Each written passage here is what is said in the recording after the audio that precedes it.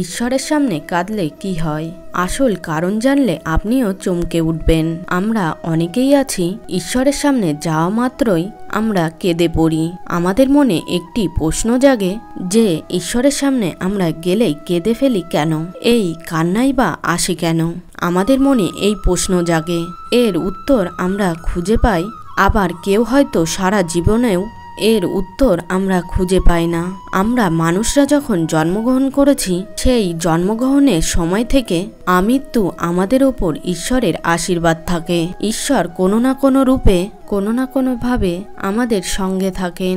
আমাদের বিপদের সময় অলক্ষ্যে থেকেও আমাদের সাহায্য করেন, সহযোগিতা করেন এবং সেই বিপদ থেকে আমাদের উদ্ধার করেন।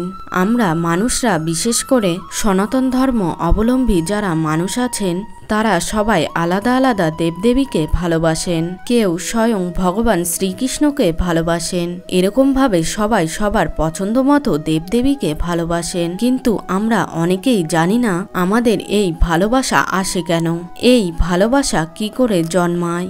এই ভালোবাসার পেছনে আমাদের পুনর্জন্মের কিছু কার্য লুকিয়ে আছে, কিছু কারণ লুকিয়ে আছে। পুনর্জন্মে আমরা যে যে দেবদেবীকে ভালোবাসতাম এবং যে দেবদেবীর আরাধনা করতাম, আমরা এই জন্মেও সেই দেবদেবীকেই ভালোবাসি এবং তারই আরাধনা করি। ঈশ্বরের সামনে গেলেই চোখে জল আসে।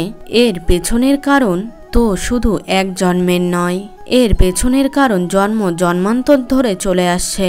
ঈশ্বর আমাদের মধ্যেই আছেন। ঈশ্বরকে যখন আমরা উপলব্ধি করতে পারি বা অনুভব করতে পারি, একমাত্র সেই সময়ই আমাদের চোখে জল আসে। হয়তো আপনারাও লক্ষ্য করে দেখতে পারেন, এমনও হয় আমরা হয়তো আরতি করছি, হঠাৎ প্রদীপের শিখাটি কিরকমভাবে বেড়ে গেল। এটি একটি খুব ভালো ইঙ্গিত। তার মানে জানতে হবে ঈশ্বর আপনার উপর প্রসন্ন হয়েছেন।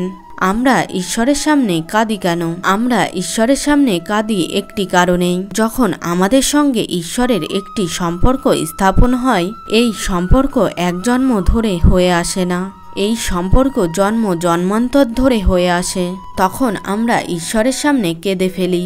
আর কোন মানুষ ঈশ্বরের সামনে কেঁদে ফেলে? যদি তার মনের ইচ্ছা বলে, ঈশ্বর অবশ্যই তা পূরণ করেন। তবে ঈশ্বরের কাছে কিছু চাওয়ার আগে আমাদের জানতে হবে যে আমরা কি চাইছি, সেই জিনিসটি কতটা আধ্যাত্মিক এবং কতটা জাগতিক। আমাদের সেটি বুঝতে হবে এবং বুঝে আমাদের মনের মধ্যে করুণা রেখে, স্নেহ রেখে, ভালোবাসা রেখে আমাদের সেই জিনিসটি চাইতে হবে। ঈশ্বরের কাছে কেঁদে যদি কিছু চাওয়া যায়, ঈশ্বর অবশ্যই তা ভক্তকে দেন। অনেক সময় লক্ষ্য করে দেখবেন, এমন হয়তো আপনি পূজা করছেন, তখন আপনার গা হঠাৎ শিউরে উঠল। এমন সময় জানতে হবে যে ভগবান সেখানে বিরাজ করেছেন।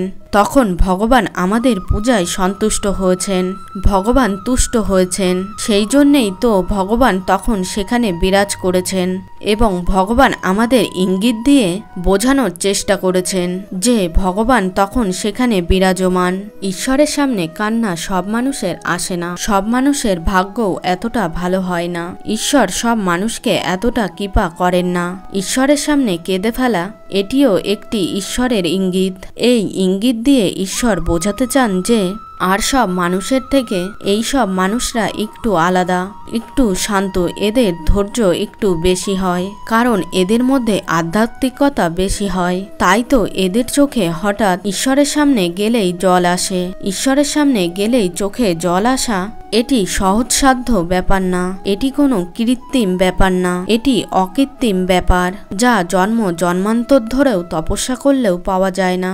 ঈশ্বরের কৃপা হলে তবেই পাওয়া যায়। আমাদের এই বিশ্ব ব্রহ্মাণ্ডের কোথাও না কোথাও ঈশ্বর বিরাজ করছেন। তিনি নিজের হাতে এই বিশ্ব ব্রহ্মাণ্ডকে সৃষ্টি করেছেন। আর এই ব্রহ্মাণ্ডের মধ্যে বিভিন্ন গ্রহ আছে, আর সেই গ্রহের মধ্যে আমরা অতি ক্ষুদ্র একটি প্রাণী। আমরা এই পৃথিবীতে বিরাজ করছি।